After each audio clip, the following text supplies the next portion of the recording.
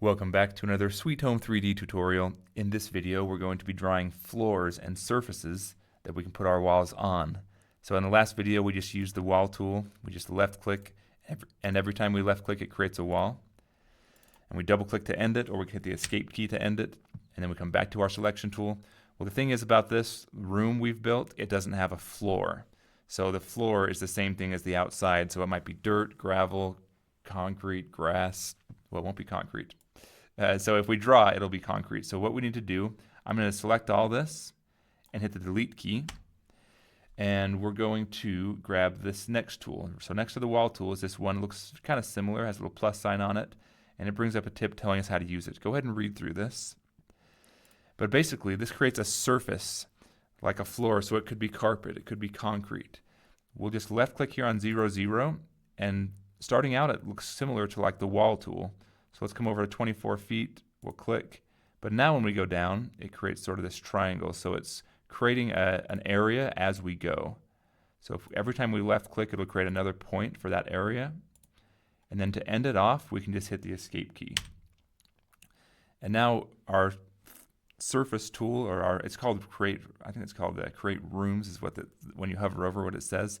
But this surface or room tool is still active. We still have the crosshair. So if we accidentally click here, we're going to do another one. So if we don't want that, just hit the escape key, come back to our selection tool, and then we can drag and move these around.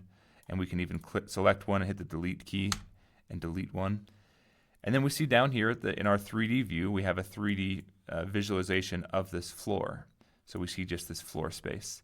So it's a good idea when you're drawing. A lot of times people will grab the wall tool first off and they'll just start drawing like their garage that they want to do or whatever. But they forget about the floor, and then when you go in afterwards to do the floor, then you have to kind of, you can put the floor into the room like this.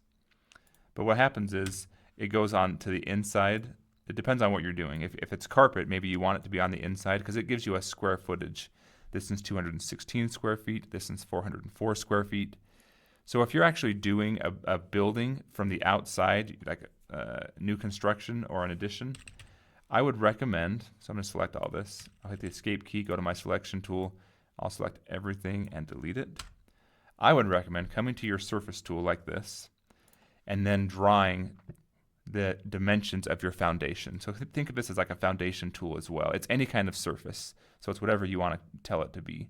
But if we left click here and we say we want our foundation to be actually 30 feet.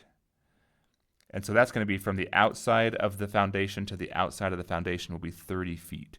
So if your foundation is 6 inches wide, I just have to account for that. So maybe I'll go 30 by 18 is like the actual foundation.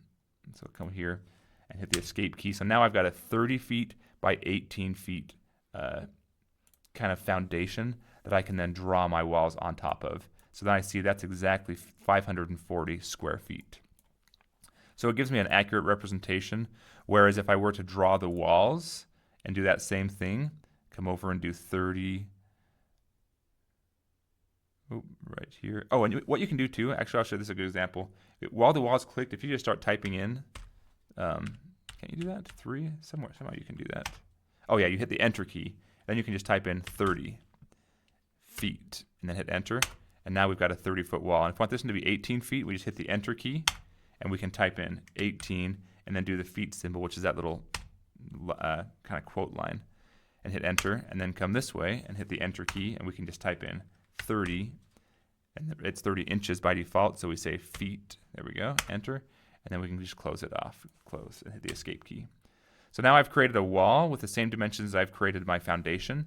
So what I could do is actually move it onto it now, but the reason I drew that is I wanted to show you if you do it in a different order, you get a different result. So because I drew this wall, and if I try and put the floor in afterwards, I have to be very careful to put it on the outside of the wall, because if I, let's see, this is a zoom tool. If we click the zoom in, we can zoom in a little bit, and we can actually resize this window too. I'm going to left click on kind of the intersection between these windows so I can see a nice close-up view of my grid here. And now I just want to come in and show you what these walls are looking like. So this wall, for example, I didn't get all the way to the end. So this wall is not quite as long as this wall.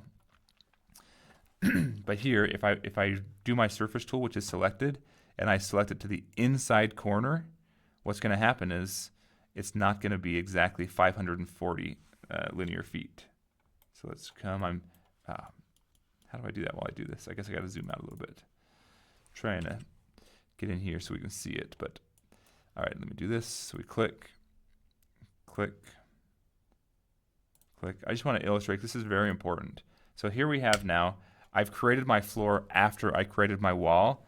And now if I take this to like I want to get an estimate on this, I take it to someone, they're like, oh, okay, looks like your total thing is 528 square feet is the total, like that's the amount of concrete you need, or in square feet anyway.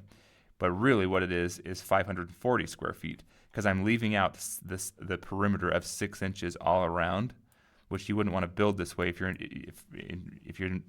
you're a builder, you know construction. You don't pour your concrete and then put your walls on the outside of it, unless you're pouring a separate footing, which maybe you are. But just realize that is with that floor tool, there's different ways to do it. So you might want to draw your floor first and then draw your wall on top of it. So we can do this. And now when we draw our wall, we can still do a 30-foot wall, but it'll be built on top of this slab now instead of being the other way around. So hopefully that makes sense. That is using the floor tool, and we learned a little bit about zoom as well, so we can zoom in and out this way.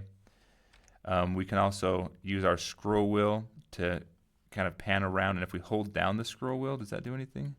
I thought maybe that would, but maybe not. But and then we can resize the windows this way as well. So we can actually resize these windows, and whichever one we're working in, if we want to view kind of more of the 3D space that we drew, we can view this, and oh, this is where it is. If we scroll wheel, it'll zoom out, and this is the one. If we hold down the scroll wheel, we can move the mouse to zoom in and out that way.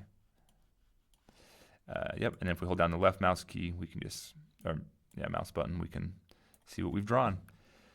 So that is the floor or surface tool, I like to call it. So drawing a surface and drawing a wall, just know that there are those two parts, and when used correctly, it'll give you good results. If you use it incorrectly, it makes your drawing appear inaccurate, and it throws off your square footage and sort of your information about how much materials you need to buy or how much it'll cost to build. Okay, hope you've enjoyed this video. Go ahead and like and subscribe if you have. Leave your comments below, ask questions, and I'll catch you on the next video.